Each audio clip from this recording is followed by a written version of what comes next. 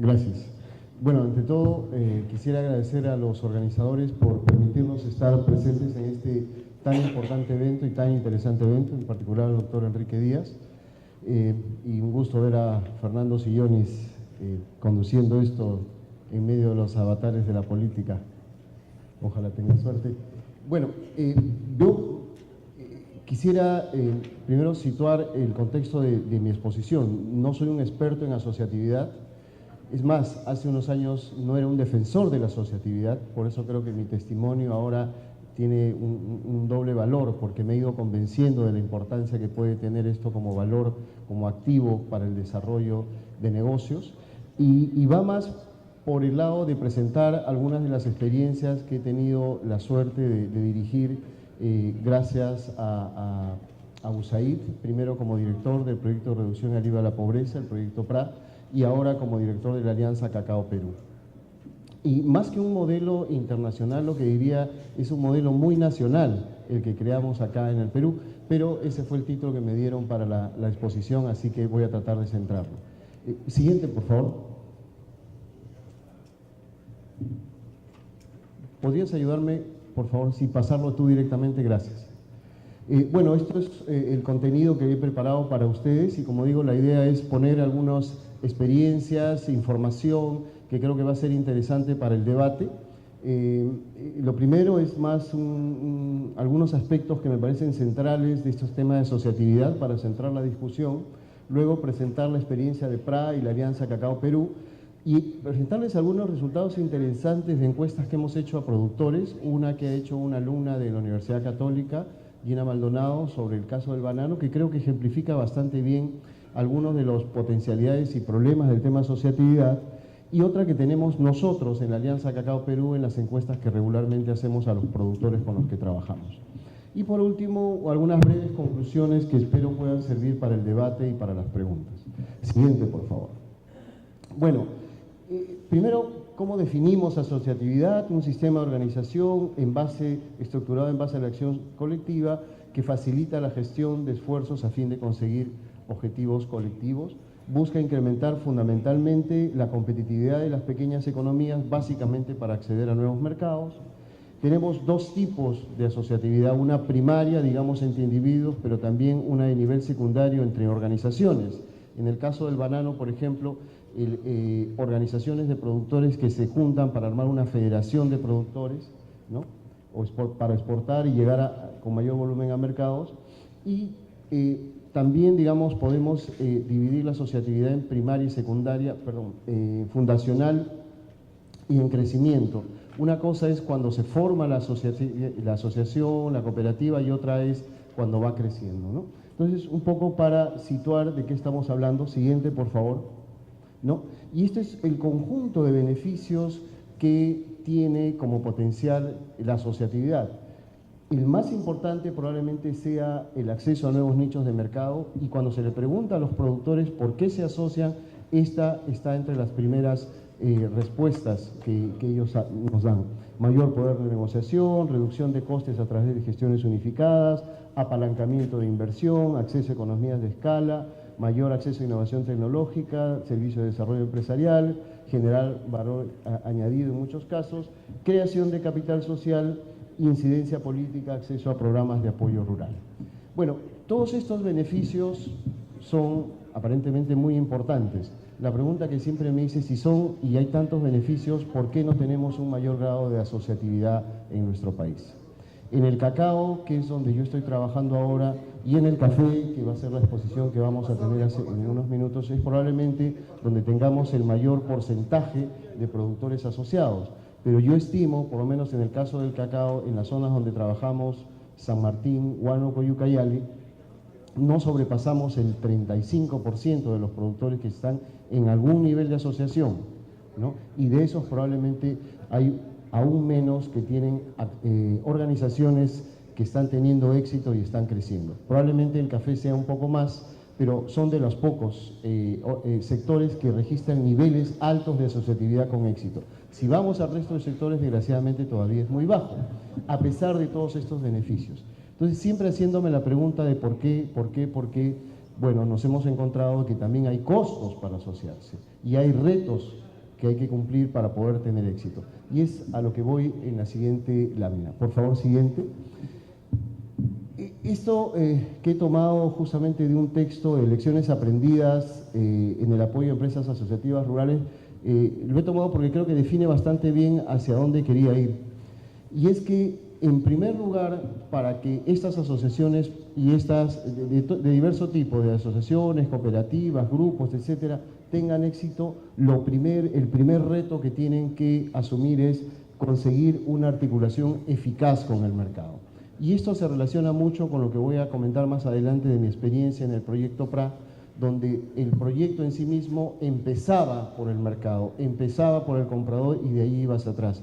Y donde hemos tenido mucho éxito ha sido allí donde ha habido un capital social previo, ¿no? El caso, por ejemplo, de las cooperativas Ecovasa o Acopagro o Oro Verde, con quienes trabajamos en algún momento, facilitó mucho crecer porque el proyecto justamente facilitaba esas conexiones de mercado que caían en un terreno muy fértil y era posible, digamos, que tuvieran éxito. El segundo desafío es lograr un sistema de buen gobierno y capital social fuerte, que ya probablemente otros puedan comentar con más extensión. Tercero, y acá quisiera detenerme, tener una gestión empresarial eficaz y desarrollar alianzas estratégicas. Yo llamaba esto, o sea, en el momento que las cooperativas logran tener una gestión profesional sostenida a lo largo del tiempo, es donde, junto con una buena inserción de mercado, empiezan a tener éxito. He visto el caso de Secovasa, Miguel Paz fue por mucho tiempo gerente comercial y a lo largo de su gestión se logró muchos éxitos. Fue la época en que nosotros como Proyecto PRA acompañamos esta experiencia y fue exitosa porque teníamos una contraparte muy profesional para dirigir esto. Podría mencionar el caso de Acopagro, por ejemplo, donde Gonzalo Ríos lleva una larga relación como gerente general de la cooperativa, una gerencia muy profesional. Digamos, cuando se logra este balance político al interior de la organización que permite y da libertad a la gerencia profesional, se logran avances significativos, ¿no? El tercer reto, crear valor social y medioambiental, que ya ha sido mencionado y que probablemente yo también lo voy a tocar más adelante. Estos 4 retos son claves para el logro del éxito en la asociatividad. No basta simplemente organizarse y decir hemos constituido un grupo. Si no logramos articularnos con el mercado, difícilmente ese grupo va a tener un incentivo. Si no logramos una gerencia profesional, difícilmente eso va a ser sostenible en el tiempo. Y es lo que modestamente en mi experiencia he venido viviendo y estoy viviendo ahora en el tema del cacao. Siguiente, por favor.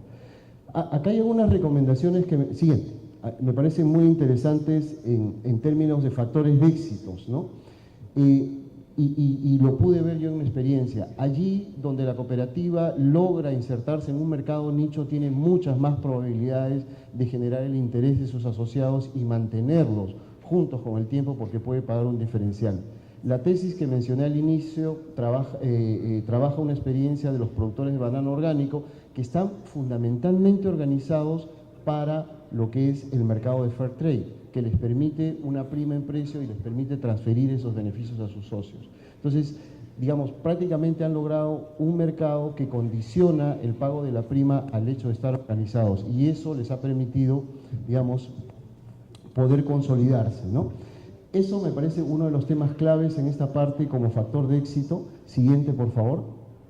¿No? En lo que es lograr un sistema de buen gobierno, uno de los temas claves acá es la transparencia. Cuando ustedes vean más adelante unos resultados de las encuestas que se tomaron para el caso de Piura, una de las cosas por las que los productores rechazan estar dentro de las cooperativas, de algunas cooperativas, es la falta de transparencia, el tema de corrupción, ¿no? Y eso es uno de los temas claves, por eso tener transparencia, buen gobierno y democracia es clave, digamos, como factor de éxito para las actividades asociativas. Siguiente, por favor.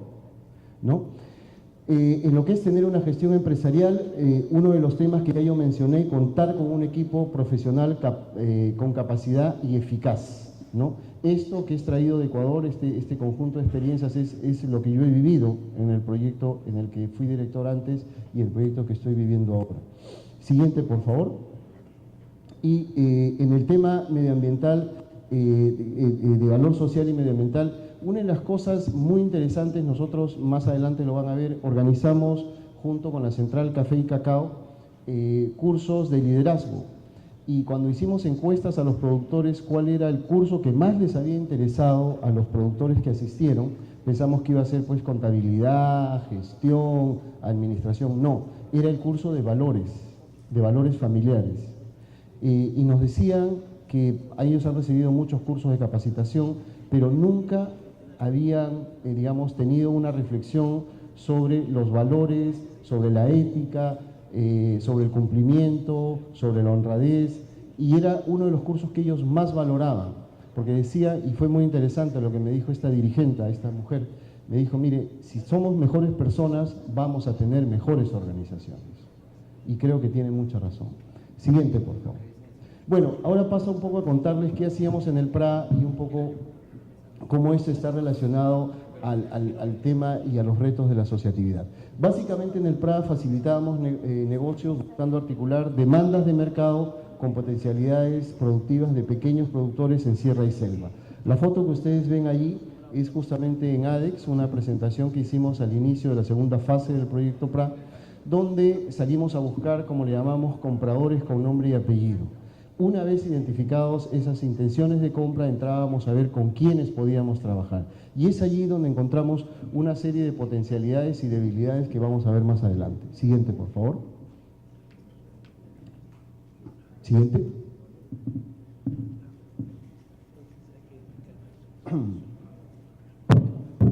Perdón, ¿me podrían acompañar con la...?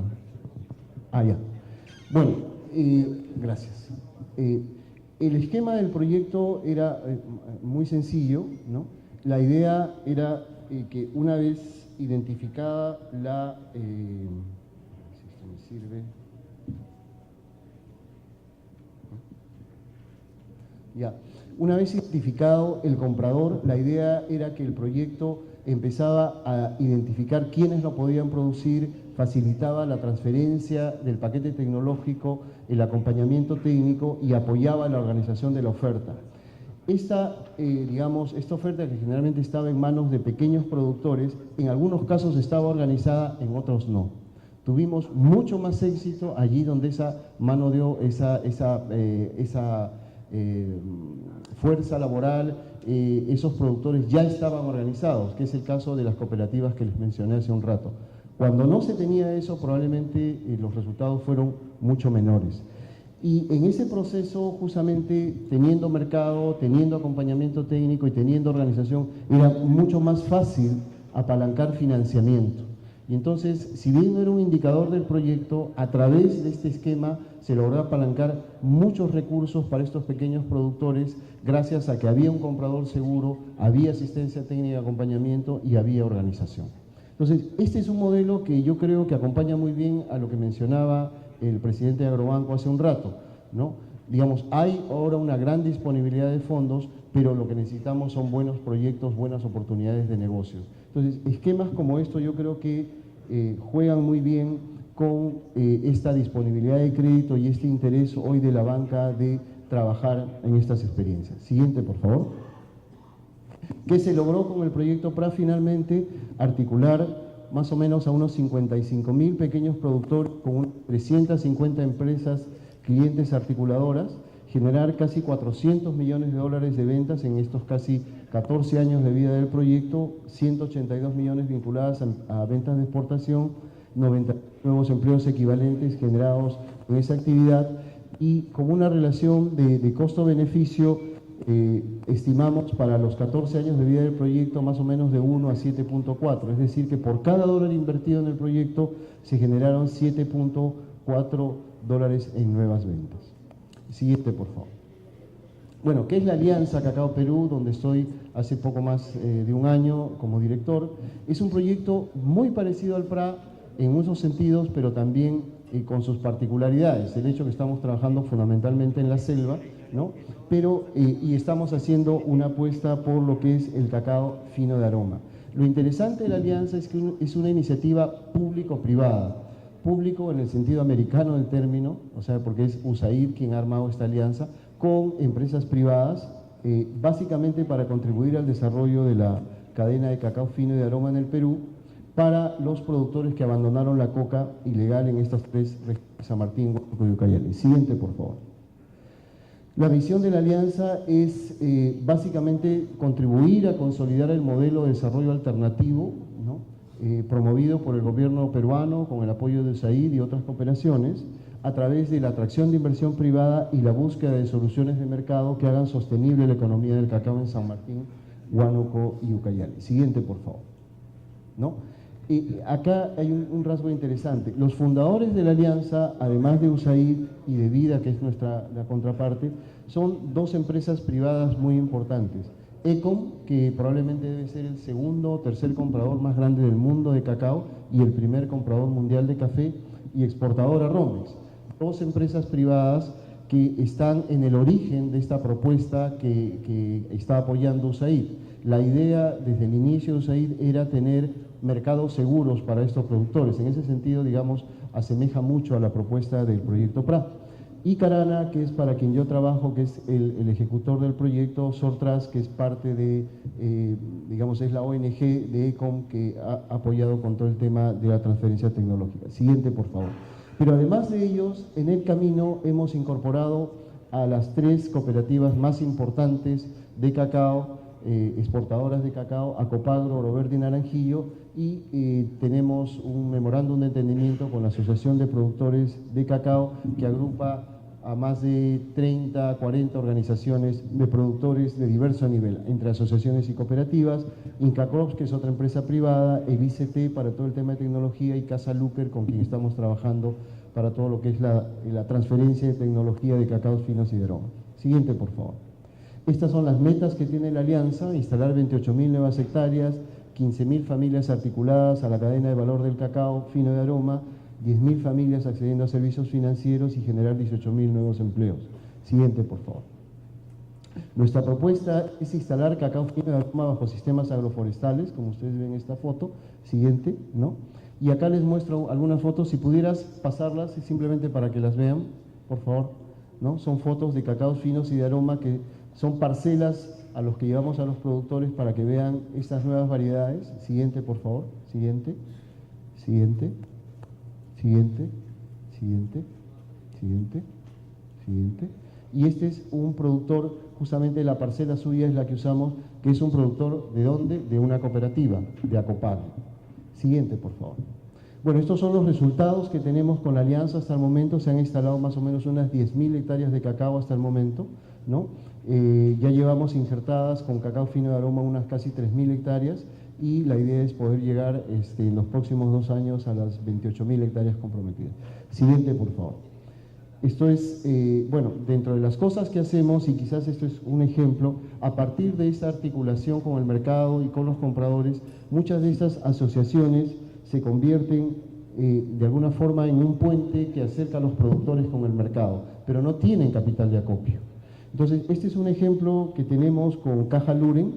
Estamos, digamos, presentando a estas organizaciones, en este caso a estas cajas, oportunidades para que ellos coloquen, y esto es una muestra, digamos, de lo que hubo con esta asociación de productores de Huicungo, que tienen muy buen cacao, que tienen incluso infraestructura para fermentar y secar el cacao, pero que no tienen capital de trabajo. Entonces, con ellos hemos hecho una primera experiencia, y así como ellos, casi con otras 20 organizaciones con las cuales venimos trabajando. Siguiente, por favor.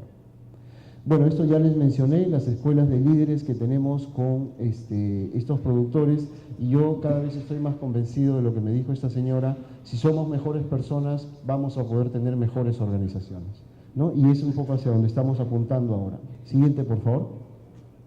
Esta es una foto justamente de un evento que tuvimos, que hicimos junto con Cedro, ¿no?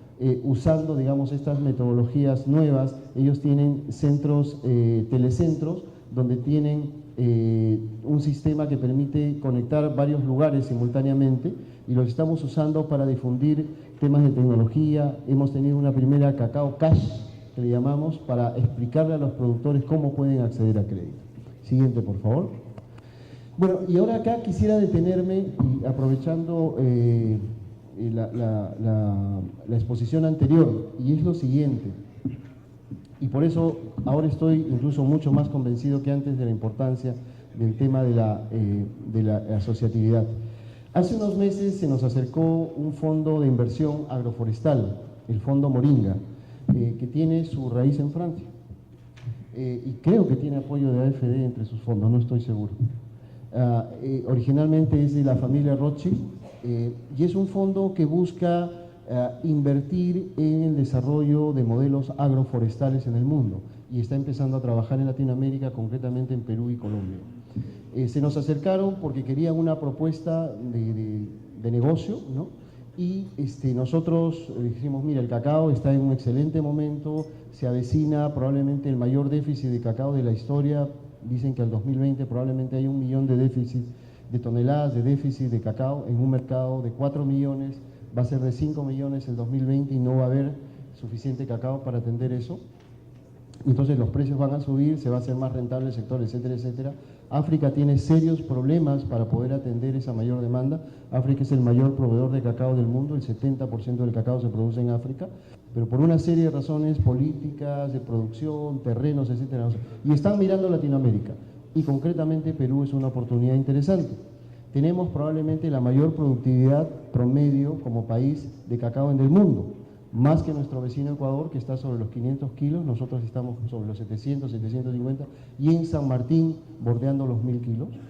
Tenemos terrenos, 3.2 millones de hectáreas deforestadas solo en estas 3 regiones, Huánuco, San Martín y Ucayali, que podrían ser reforestadas con un modelo de este tipo. Y entonces ellos nos plantearon 2 modelos: comprar tierras, 4.000 hectáreas, sembrarlas, ¿no? U otro modelo, ¿no? Entonces, nosotros nos inclinamos por un modelo que incorporara al pequeño productor. Entonces me dijeron, pero ¿cómo vas a hacer eso, no? Para mí es más seguro comprar las 4.000 hectáreas y punto. Le digo, pero justamente el problema que vas a tener es que los 4.000 productores, o menos, o 1.000 o 2.000 productores a los que les compres, esas 4.000 hectáreas se van a ir más al fondo a deforestar bosque, a seguir haciendo agricultura, que es lo que saben. Entonces tu objetivo de contribuir al medio ambiente va a ser más bien lo contrario, ¿no? Entonces les hemos planteado una propuesta muy audaz, que es entrar en una asociación con las cooperativas y con los pequeños productores para instalar al menos 5 hectáreas con cada uno en un esquema de alquiler y asociación en participación por 12 años, ¿no? Es un esquema, y además lo que ellos querían no era préstamo, sino equity. Quieren entrar a invertir en capital. Entonces, estamos trabajando en eso, hemos puesto esto a consideración de USAID, aún no ha sido aprobado, pero uno de mis problemas fue, bueno, ¿y ahora de dónde saco los productores? Tenemos muchos amigos, conocidos, gente con la que trabajamos, pero la gobernanza de la propuesta era un dolor de cabeza. Entonces, ahí dijimos, bueno, ¿por qué no hablamos con las cooperativas y empezamos a identificar a estos productores? Y eso es lo que hemos hecho. Tuvimos una visita con cada una de ellas, les planteamos la propuesta, ellos la llevaron a sus socios y ya tenemos un listado inicial de unos 800 productores que entrarían, digamos, que tienen áreas libres y que están dispuestos a entrar en esto, ¿no? Es, digamos, una propuesta de largo plazo. Uno de los temas que yo veo en el tema financiero en el área rural es que no existen productos de largo plazo. Hay muchas colocaciones, se ha crecido mucho en los últimos años, como mencionó Enrique al inicio. Sin embargo, no existen productos para cultivos que toman 3 años en madurar, como el cacao, que recién el 6º año alcanzan su nivel de productividad más elevado, o productos para forestales, que incluso toman mucho más tiempo. Entonces, dada esta situación del cacao y dada este interés de estos fondos de invertir, tenemos, creo, una oportunidad interesante. También nos han buscado otros fondos y hoy en la tarde tengo una reunión con un fondo muy interesante de Suiza que se enteró que estamos en esto, que también quiere explorar estas posibilidades. Este es un esquema que más de intermediación es de desintermediación, ¿no? Pero es un esquema novedoso. Un amigo me decía, oye, pero si hay plata en el Perú, las AFPs les sobra el dinero, ¿por qué ellas no se animan a entrar en esto? Bueno, no sé, creo que los franceses en este sentido tienen la delantera en poder tomar modelos novedosos, esperemos que tengamos éxito. Pero, siguiente, por favor. La idea, como decía, es hacer 1000 hectáreas con los socios de esta cooperativa, entrar en un esquema de asociación en participación y de alquiler por 12 años. hemos hecho ya las corridas, nos sale una tasa interna de retorno de más o menos 27-28%, pagando todos los servicios de asistencia técnica, pagando la mano de obra, pagando la renta. O sea, realmente creemos que es un proyecto interesante. Esta es la propuesta, digamos, de gestión que le estamos proponiendo a este fondo. Vamos a ver si camina, y si camina probablemente la podamos replicar con otros fondos de este tipo, ¿no? Siguiente, por favor. Siguiente. Bueno, entonces les decía que una de las cosas que me di cuenta, digamos, al tratar de estructurar este modelo de inversión de largo plazo, es que el tremendo valor del capital social que tienen las cooperativas y las organizaciones de este tipo para estructurar negocios rurales es enorme, ¿no? La gobernanza de este tipo de modelos se hace mucho más viable cuando se cuenta con este tipo de organizaciones. Y este modelo que tenemos para el cacao es perfectamente aplicable al modelo del café, donde hay que, a raíz del tema de la roya, reinvertir, volver a sembrar millones de hectáreas de cacao en todo el mundo, con nueva tecnología, con mejores resultados, esperamos, ¿no? Entonces, una de las cosas que hemos aprendido es que en esta alianza con las cooperativas podemos rápidamente identificar socios buenos, lo cual reduce, digamos, el riesgo de oportunismo, reduce también los costos del arranque, porque fíjense, implementar una plantación de 4.000 hectáreas en medio de la selva implica tener más o menos 400 trabajadores, que implica tener un pueblo, que implica tener una escuela, una posta policial, una posta de salud, etc. O sea, realmente muy difícil de hacer. Quizás solo los grupos muy grandes, como el Grupo Romero u otros, tienen las espaldas para bancarse, digamos, tal esquema de inversión. Bajo este esquema, en 3 meses podemos ya empezar a instalar estas áreas con los socios con los cuales las cooperativas ya tienen una larga relación. Entonces se reducen los costos de arranque. Y otra cosa que estamos viendo, uno de los grandes temas para el éxito de este proyecto en selva es que la mano de obra es bastante escasa. O sea, no es fácil encontrar mano de obra para las labores de cosecha, las labores de siembra, las labores de preparación de terreno. Y entonces eso genera una gran dificultad. Pero si trabajamos en áreas de 5 hectáreas, que es más o menos lo que una familia puede atender, ¿no? Los adultos de una familia pueden atender, reducimos, digamos, ese problema.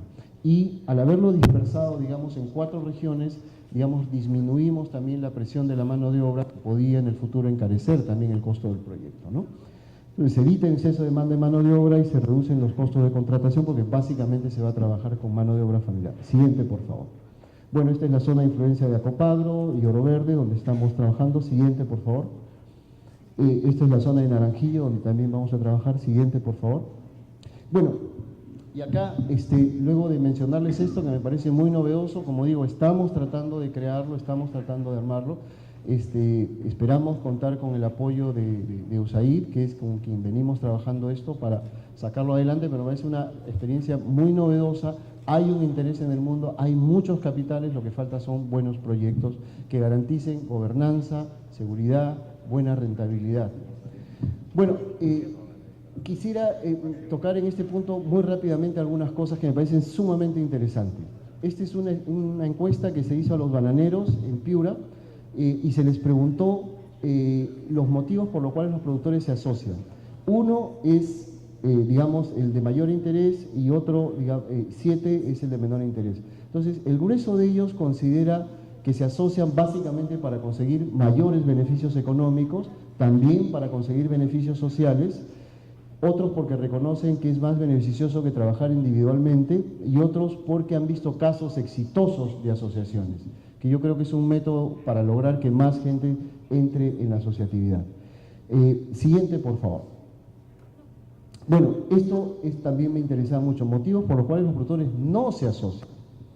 Temor al fracaso, desconfianza, malas referencias de la cooperativa o experiencias asociativas, y muchos prefieren no correr riesgos. Prefiero solo que mal acompañado en muchos casos, ¿no?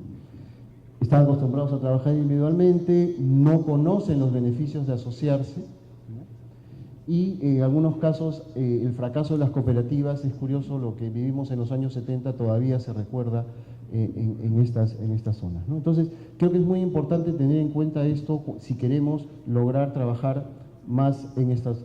Siguiente, por favor.